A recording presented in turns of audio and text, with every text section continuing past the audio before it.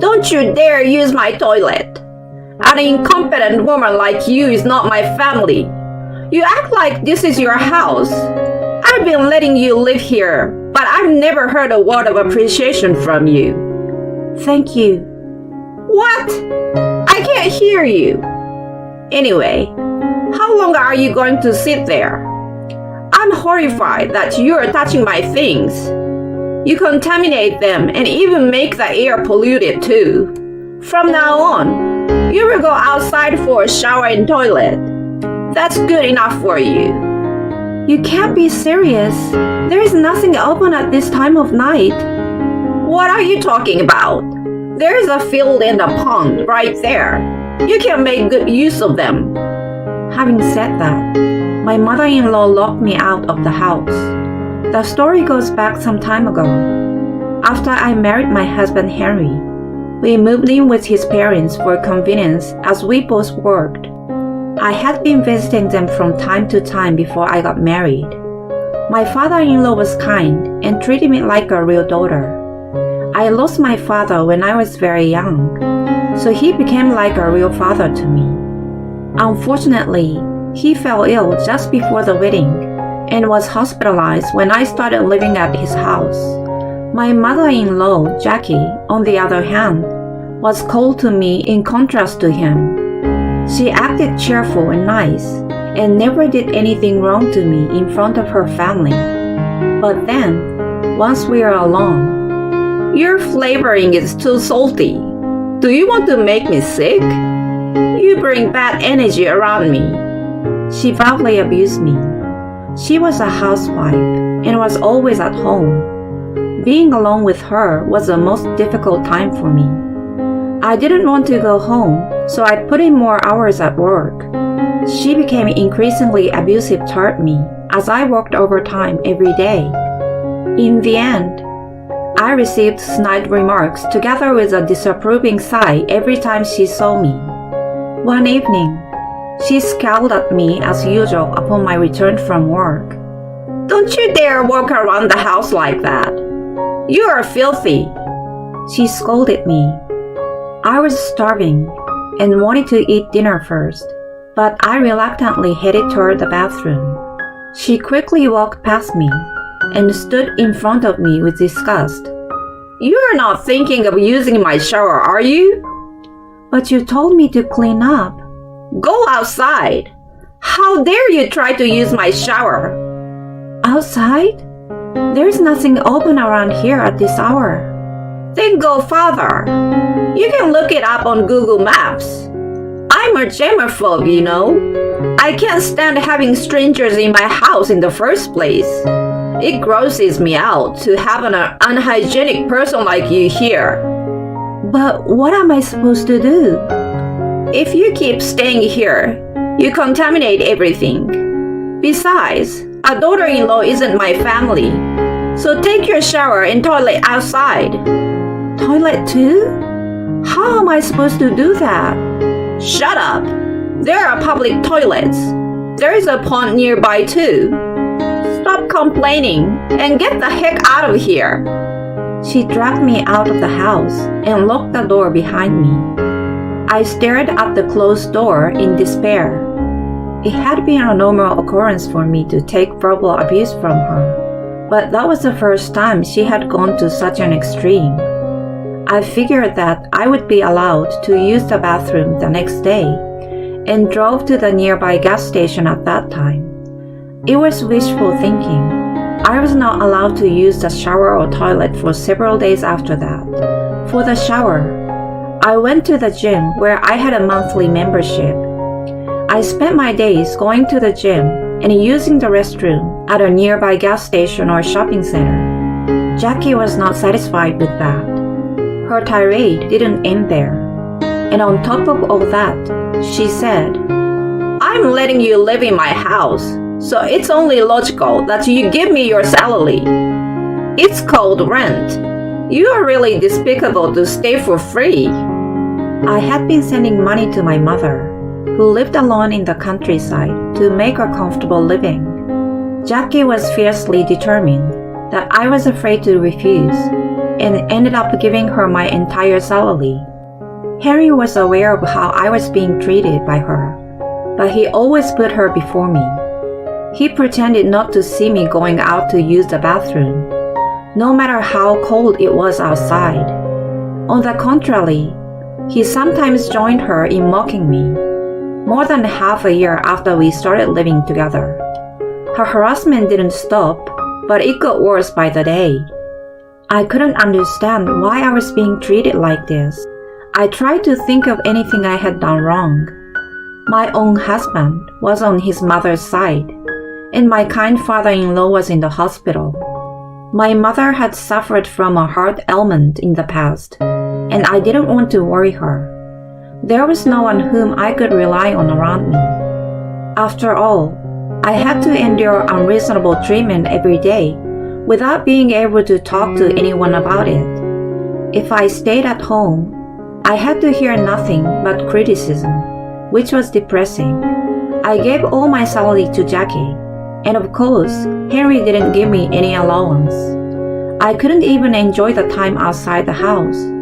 Besides, I had to do housework on behalf of Jackie, who refused to do it.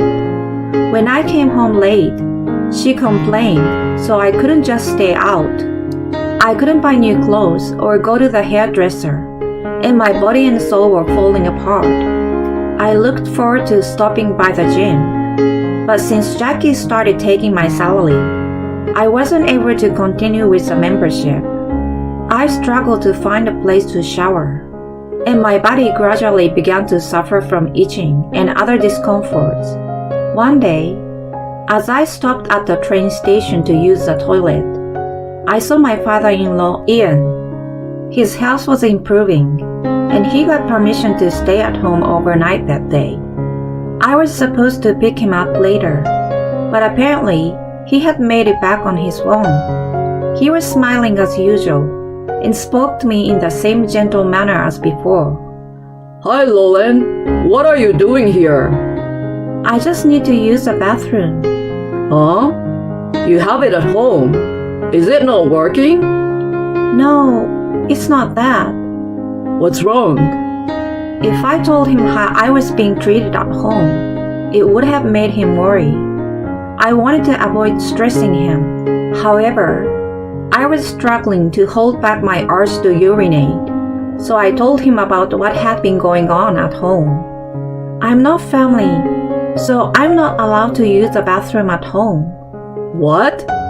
Jackie is a germaphobe and can't stand it when I, a stranger, use her bathroom. What's Henry been doing about it? He's on her side, so nothing in particular. I see. He let out a deep sigh. I'm sorry to hear all that. Let's go home. He squeezed my shoulder. His reaction loosened the tension in me, and I had to try hard to hold back my tears. After I finished using the bathroom, we went back home together. Once we were back, he gathered Jackie and Henry in the living room. At first, she was happy to see the long-awaited return of her husband. But then, she was puzzled by the strange air around him. Lauren told me all about what you have been doing to her. What do you mean? What has been going on? Don't pretend. I heard that you wouldn't let her use the shower or toilet in the house because she's not family. I also heard that you are taking away all of her salary. That's not true. Jackie glared at me. Ian stepped in between us and hid me from her. What are you doing? You should reflect on what you have done to her instead. Indeed, she's not blood related, but she married our son and tried to become a part of the family. Instead of treating her with gratitude, you treated her in such a terrible way. You and I were originally strangers who became a family, right? We couldn't have been if we didn't care for each other. What on earth are you thinking? And you, Henry? He jerked as he heard his name called. You're her husband, aren't you? You're on the wrong side right now. Start protecting your wife and stop being so attached to your mother already. This is the role of a husband. But it's not but. You are a grown man. It's overdue to let go of your parents. Ian was calm, but there was suddenly a sense of anger in his voice. Henry seemed to be frightened and glanced at Jackie for help. We didn't mean to neglect her, right, Mom? She looked at him for a moment and then turned to Ian. It's all a misunderstanding. Henry told me that if Lauren didn't use the shower and toilet in the house, the water bill would be less, and her salary should be ours, so we should take it away from her. I told him I couldn't do such a pitiful thing, but he insisted. Hey, what are you talking about? I didn't want to do it, but I had to follow his order. That's bullshit. You're the one who complains to me about sharing the bathroom with Lauren. About her salary too. You said if you could use it, you would be able to live a more carefree life. What? I can't believe you're pointing a finger at your own mother. They began to blame each other. Unable to follow the scene in front of me, I just quietly stared at them in a daze. The two, who told each other that they were not to blame, showed no trace of their former good relationship, but only ugliness. Ian sighed loudly next to me. I understand how you guys are now. You have no intention of apologizing to Lauren, and you're accusing each other. You should know a little bit about shame. Both of you, get out of my house right now. You need to cool down and think about what you have done. He immediately kicked them out of the house. I corresponded with them several times after that, but instead of expressing remorse, they showed resentment at being kicked out. Ian and I were both disgusted and decided to divorce and cut ties with them. When the divorce was finalized several months later, I was summoned by Ian. I blame myself for Jackie being selfish and arrogant, and Henry being a mommy's boy, all because I had been putting work first in my life. I lectured about family like I knew best, but I was never a good husband or father. I was someone who paid not enough attention to the family. I hoped Henry would take me as a bad example and do the opposite with you. It's okay, Ian. How selfish of me. I'm really sorry, Lauren.